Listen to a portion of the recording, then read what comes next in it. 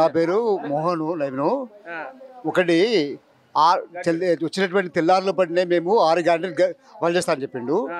6 అప్పటికి తెలుసు వాళ్ళు అప్పటికి చెప్తా ఉన్నారు ఏంటంటే 7 లక్షల కోట్ల రూపాయలు అప్పు చేసిండు ఎంసీ కేసీఆర్ గారు అని చెప్పారు.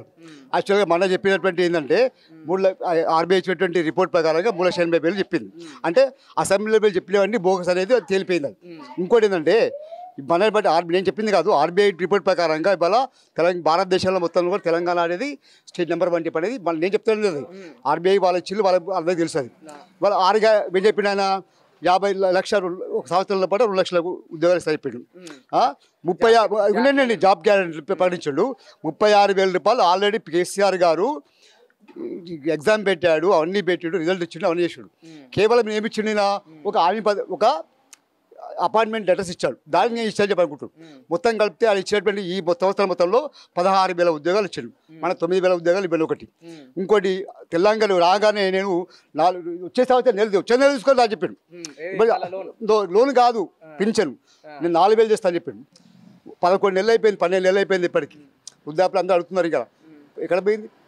తెల్లారు వచ్చే ప్రతి ఇంట్లో ప్రతి ఉన్నటువంటి మహిళకు 2,500 డబ్బులు ఇస్తా అని చెప్పన్నాడు. ప్రతి ఉన్నటువంటి వాళ్ళకు అవి ఎక్కడ పోయినాయి? ఇవాళ తెల్లారి వచ్చే నెల నుంచే అయితే 7 లక్షల కోట్ల అప్పులు ఉన్నాయని తెలిసి కూడా వచ్చే నెల నుంచి ఇస్తా చెప్పినటువంటి వ్యక్తి ఇవాళ సంవత్సరం అయిపోయింది. అవి అడుగుతున్నాం మేము. ఇంకోటి ఒకటి పెట్టి అమలు చేసిందంటే ఫ్రీ బస్ వల్ల ఏం జరుగుతుంది? అది కేవలం ఉద్యోగాలు లక్షలకు ఇవాళ గవర్నమెంట్ ఉద్యోగస్తులు ఫ్రీ బస్ వల్ల నేనేమంటే ఫ్రీ బస్ వల్ల ఆర్టీసీ లాభాలు నడుస్తుంది అంటున్నాను. అది ఇప్పుడు తెలుస్తుంది. ఇప్పుడు అది ఎవరిని అడగారంటే ఆయన అడిగారు, ఎవరు మనం అడగారు ఎండి ఎంత నష్టం ఉంది ఆల్రెడీ ఇప్పటికే సజ్జనాన్ని అడిగారు.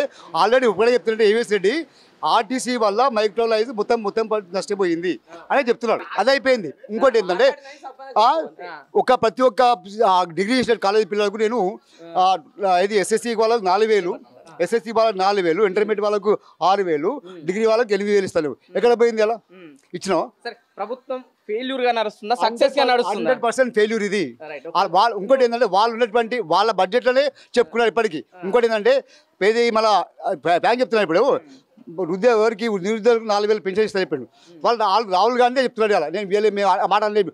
సాక్షాత్ మా డిప్యూటీ సీఎం చెప్పుకుంటు నేను అనే మాట అని చెప్పాను. కరెంట్ బిల్లుకి వచ్చింది 40% మంది ఉద్యోగ వాళ్ళకు అవుతుంది, ఇంకా 60% మంది కాలేదు. ఇంకోటి గ్యాస్ సిలిండర్ అన్నావు, అది కూడా 40% వస్తుంది, 60% వాళ్ళకి కాలేదు. నువ్వు అదే టైం కాదు. నువ్వు ఒకటే నేను టైంకి వస్తే పడతలేను. టైం ఏమన్నావు నువ్వు? 6 నెలలు వచ్చే వెంటనే చేస్తామన్నావు. ఆ రోజు అనలే మాట. ఆ రోజు అనుంటే వాళ్ళ పరిస్థితి వేరుంటుండే. అలా ఇంకోటి ఏంటంటే ఇవాళ కేసీఆర్ ఏంటంటే కాళేశ్వరం ఇవాళ ఉంటే ఎలా ఏమంటున్నావు కదా, ఏది పెట్టినావు, ఏది ఇలా ఇంటింటి సర్వే పెట్టినావు. ఏంటిది రేపు వచ్చేటువంటి అసలు మళ్ళీ గ్రామ పంచాయతీ ఎన్నికల్లో కేవలం నీ యొక్క పార్టీ రావడానికి సర్వే అంటున్నావు. అన్ని బోగస్ అవి ఆల్రెడీ ఉన్నాయి. సమగ్ర సర్వేలా అవన్నీ చేయి. ఇప్పుడు ఆల్రెడీ గవర్నమెంట్ ఉన్నాయి. అవన్నీ ఒక మాట ఏంటండి, ఆ రోజు ఇదే రేవంత్ రెడ్డి మీరు ఇంటికి వస్తే ఎవరికి ఆధార్ చేయకండి, ఏం చేయకండి చెప్పిండు. మళ్ళీ ఇవాళ ఎందుకు అడుగుతుంది కదా ఆధార్ కార్డు? ఇలా ఆధార్ కార్డుతో అంటే అడుగుతావు. డేటా ఉంది కంప్లీట్గా, వాళ్ళు ఇస్తారు. ధరణి కూడా రేపు ఏంటంటే భూభారతి పెట్టినావు. రేపు ఇది మళ్ళీ పాత వ్యవస్థని తీసుకురావడానికి అందుకని ఏం లేదు. రైతు బంధు చెప్పావు, రైతు రుణమాఫీ అన్నావు. ఎంతమందికి వచ్చింది? అలా చెప్పించామని చెప్పి ఆయన 30% కాలేదు. నీకు కావచ్చు, నువ్వు ఒకరికి కావచ్చు. 70% మంది రైతులు ఇంకా అడుగుతున్నారు. రైతు రుణమాఫీ అడుగుతున్నావు, రైతు భరోసా అన్నావు. రైతు భరోసా పక్క పెట్టినావు. 7,000 ఇస్తాను చెప్పినావు. 7,000 ఎక్కడ పోయింది? ఇంకోటి ఏంటంటే రైతు కూలికి ఇస్తున్నావు, కౌలుదారికి ఇస్తున్నావు. నేను రైతు కూలిని నేను కాదు, నేను కౌలు రైతుకి ఇస్తున్నావు. కౌలు రైతుకి ఇచ్చావా? కౌలు రైతుకి ఇస్తున్నావు, రైతు కూలికి ఇస్తున్నావు. ఇచ్చినావు. ఎలా 7,000 వెంటనే తీసుకుపోవని చెప్పావు. ఇంకోటి ఆ రోజు ఇదే టైం బౌండ్ పెట్టి ఉంటే పరిస్థితి వేరు. టైం నేను రాగా నెలకేస్తాను. వాళ్ళు ఏమంటున్నారంటే ఇంకా 4 ఏళ్ళు ఉన్నాయి కదా, 4 అప్పుడు ఎందుకన్నా నెలకి రాగానే ఇస్తాను కదా. మరి ఇప్పుడేమైపోయింది?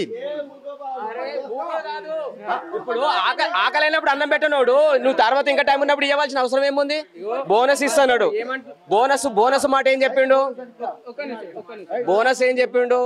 వరి పంటకు కింటాలకు 500 బోనస్ ఇస్తున్నాడు. మళ్ళీ తర్వాత ఏం చెప్పిండు? గెలిచిన తర్వాత సన్న రకానికి ఇస్తున్నాడు. కాళేశ్వరం ప్రాజెక్టు మొత్తం కూలిపోయింది, అయిపోయిందని చెప్పన్నారు. అదే బీలా పోయి మన బసాపురం లో ఆరతి పట్టిండు.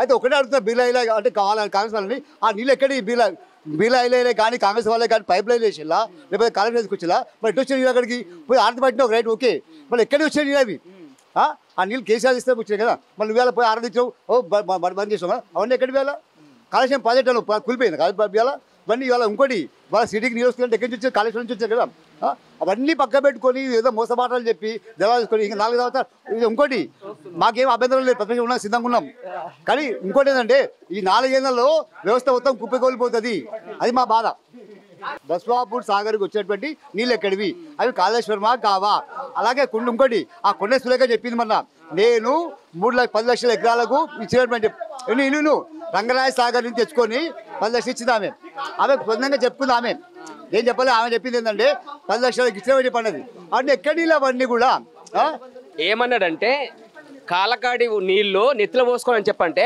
ఇప్పుడున్న వ్యవస్థ ఇక మూసిపోంటే కనీసం 2, 3, 5 కిలోమీటర్ల దాకా కూడా కాలువలు లిఫ్ట్ లేనిది ఎక్కడ పంట పంతుందో చూడమని ఇప్పుడు లిఫ్ట్ లేని పంటలు లేవు ఇప్పుడు మూసిపట్టి మొత్తం పైన తెలుసా ఈ నుంచి మొదలు పెడితే సూర్యాపేట దాకా ఎకరం పొలం ఉంటే లిఫ్ట్ అల్లు అర్జున్ ఏమో ఆర్డర్ చేశారు ఇవాళ మీటింగ్ పెట్టాం కదా అంటే కేసులు అయిపోయారంటే కేవలము కమిషన్ల కొరకు ఉన్నటువంటి ప్రభుత్వం ఇది అనకంటే ఏమీ లేదు